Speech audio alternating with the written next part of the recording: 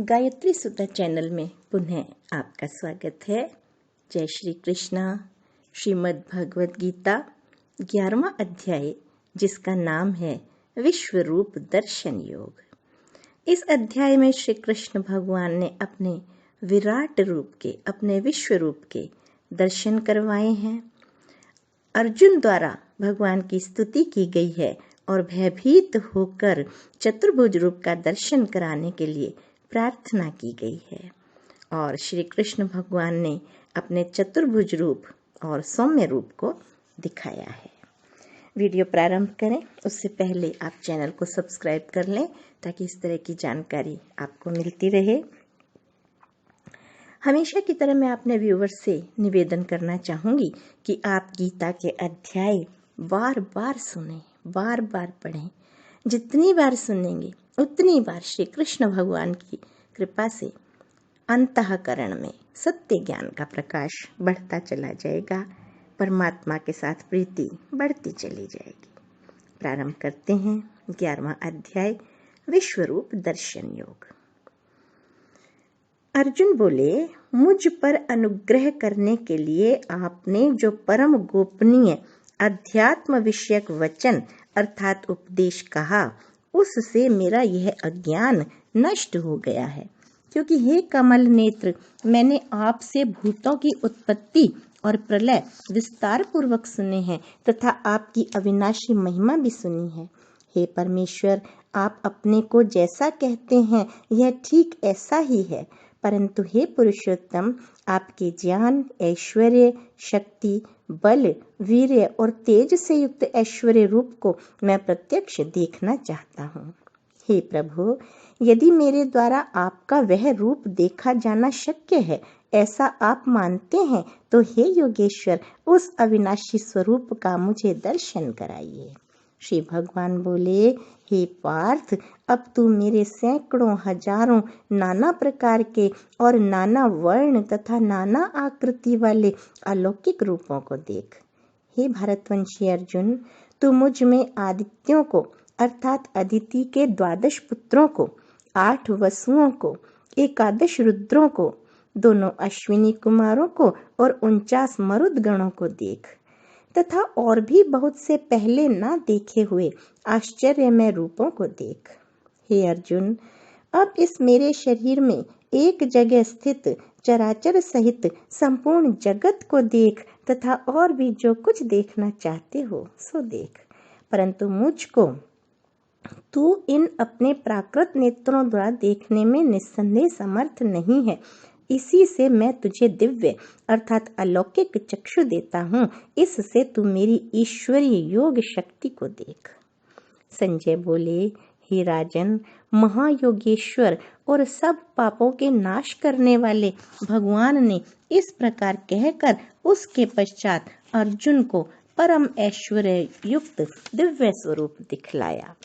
उनके मुख और नेत्रों से युक्त अनेक अद्भुत दर्शनों वाले, बहुत से दिव्य भूषणों से युक्त और बहुत से दिव्य शस्त्रों को हाथ में उठाए हुए, दिव्य माला और वस्त्रों को धारण किए हुए और दिव्य गंध का सारे शरीर में लेप किए हुए, सब प्रकार के आश्चर्यों से युक्त, सीमा रहित और सब और मुख किए हुए विराट स्वरूप परम देव परमेश्वर को अर्जुन ने देखा। बोल श्री कृष्ण भगवान की जय। आकाश में 1000 सूर्यों के एक साथ उदय होने से उत्पन्न जो प्रकाश हो, वह भी उस विश्व रूप परमात्मा के प्रकाश के सदृश कदाचित ही हो। पांडुपुत्र अर्जुन ने उस समय अनेक प्रकार से विभक्त अर्थात पृथक पृथक संपूर्ण जगत को देवों के देव श्री कृष्ण भगवान के उस शरीर में एक जगह स्थित देखा। उसके अनंतर वे आश्चर्य से चकित और पुलकित शरीर अर्जुन प्रकाश में विश्व रूप परमात्मा को श्रद्धा भक्ति सहित सिर से प्रणाम करके हाथ जोड़कर बोले। अर्जुन बोले, हे देव, मैं आपके शरीर में संपूर्ण देवों को तथा अनेक भूतों के समुदायों को, कमल के आसन पर विराजित ब्रह्मा को, महादेव को और संपूर्ण ऋषियों को तथा दिव्य सर्पों को देखता हूँ। हे संपूर्ण विश्व के स्वामिन, आपको अनेक भुजा, पेट, मुख और नेत्रों से युक्त तथा सब ओर से अनंत रूपों वाला देखता हूँ। हे विश्वरूप, मैं आपके न अंत को देखता हूँ, न मध्य को और न आदि को ही।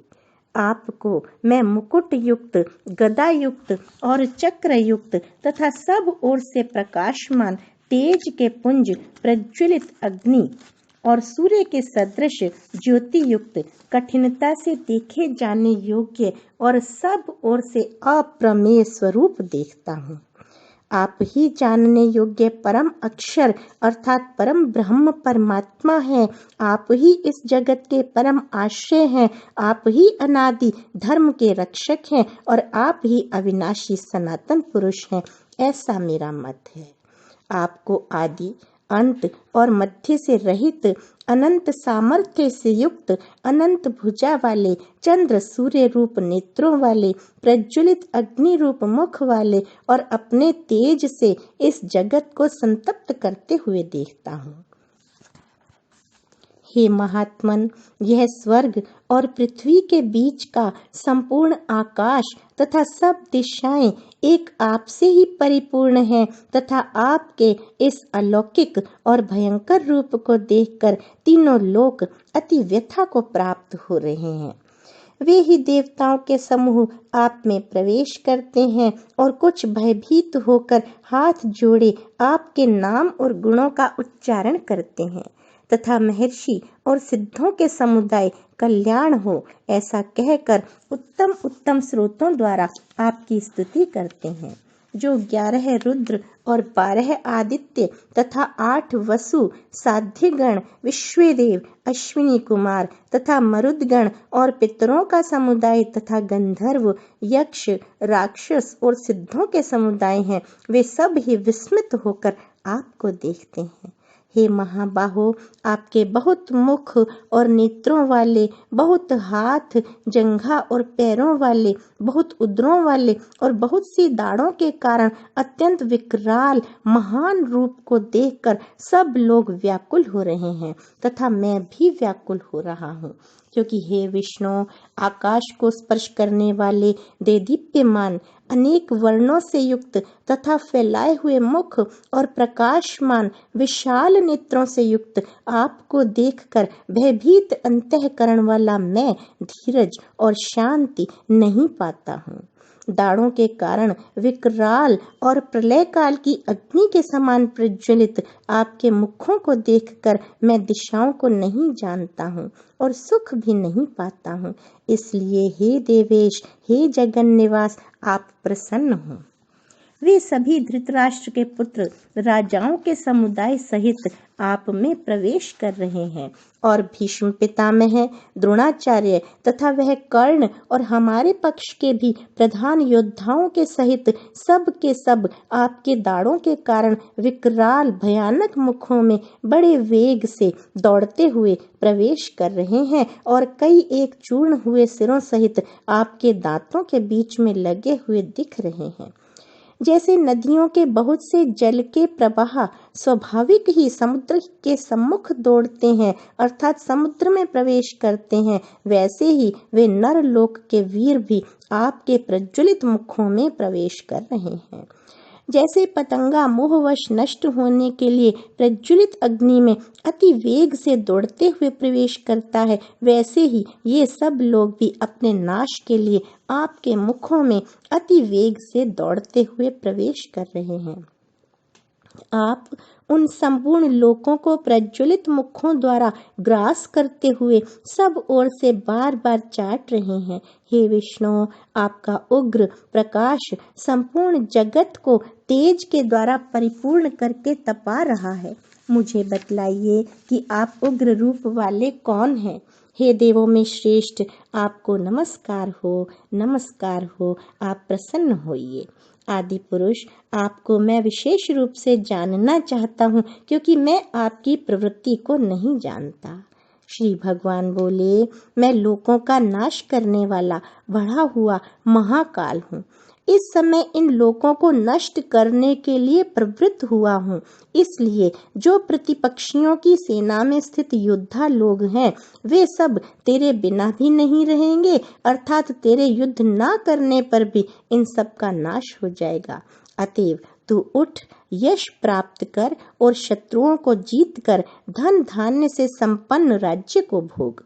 ये सब शूरवीर पहले से ही मेरे द्वारा मारे हुए हैं।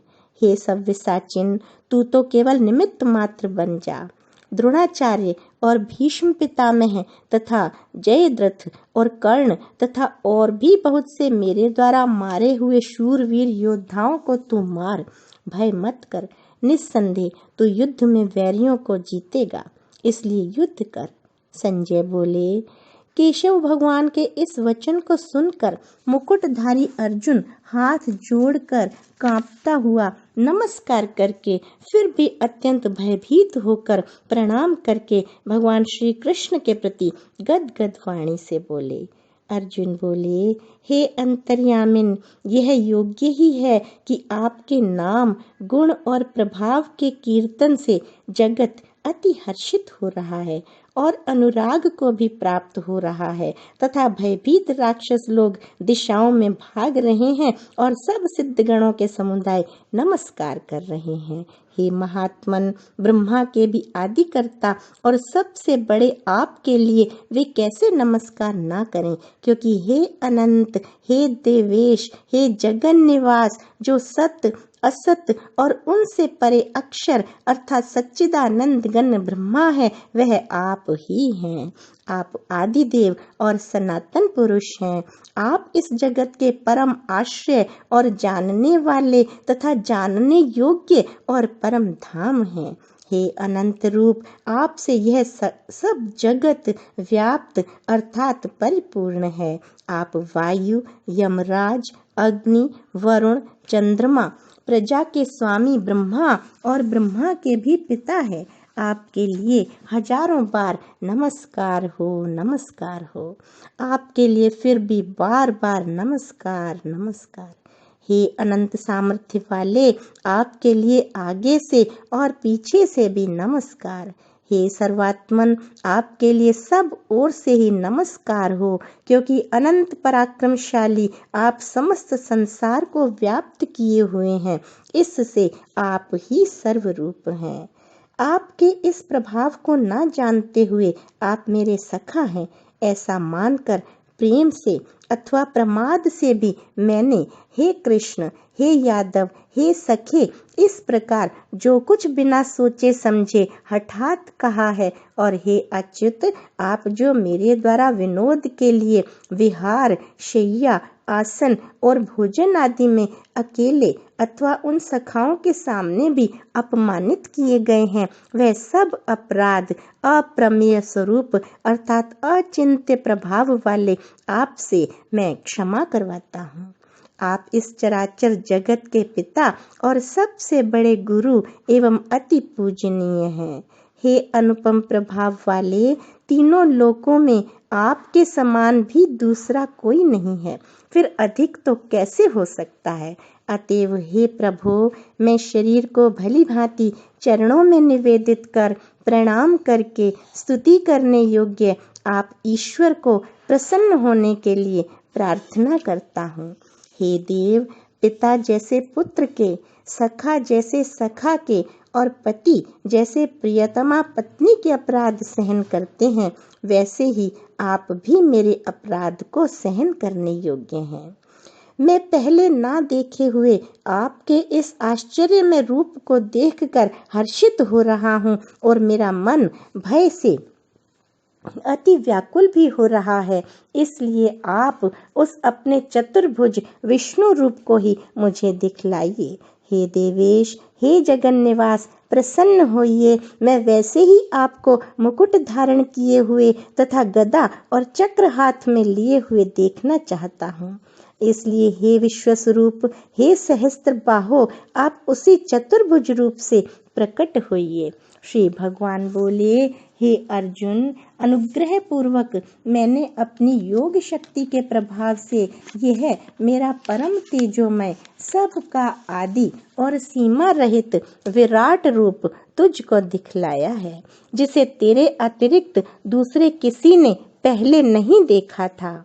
हे अर्जुन, मनुष्य लोक में इस प्रकार विश्व रूप वाला मैं न वेद और यज्ञों के अध्ययन से, न दान से, न क्रियाओं से और न उग्र तपों से ही तेरे अतिरिक्त दूसरे के द्वारा देखा जा सकता हूँ।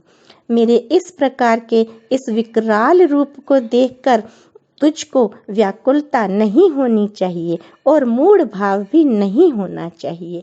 तू भय रहित और प्रीति रहित मन वाला होकर उसी मेरे इस शंख, चक्र, गदा, पद्म युक्त चतुर्भुज रूप को फिर देख। संजय बोले, वासुदेव भगवान ने अर्जुन के प्रति इस प्रकार कहकर फिर वैसे ही अपने चतुर्भुज रूप को दिखलाया और फिर महात्मा श्री कृष्ण ने सौम्य मूर्ति होकर इस भयभीत अर्जुन को धीरज दिया। अर्जुन बोले, हे जनार्दन, आपके इस अति शांत मनुष्य रूप को देखकर अब मैं स्थिर चित्त हो गया हूँ और अपनी स्वाभाविक स्थिति को प्राप्त हो गया हूँ। श्री भगवान बोले, मेरा जो चतुर्भुज रूप तुमने देखा है यह सुदूरदर्श है, अर्थात इसके दर्शन बड़े ही दुर्लभ हैं। देवता भी सदा इस रूप के दर्शन की आकांक्षा करते रहते हैं। जिस प्रकार तुमने मुझको देखा है, इस प्रकार चतुर्भुज रूप वाला मैं न वेदों से, न तप से, न दान से और न यज्ञ से ही देखा जा सकता हूँ। परंतु हे परंतप अर्जुन, अनन्य भक्ति के द्वारा इस प्रकार चतुर्भुज रूप वाला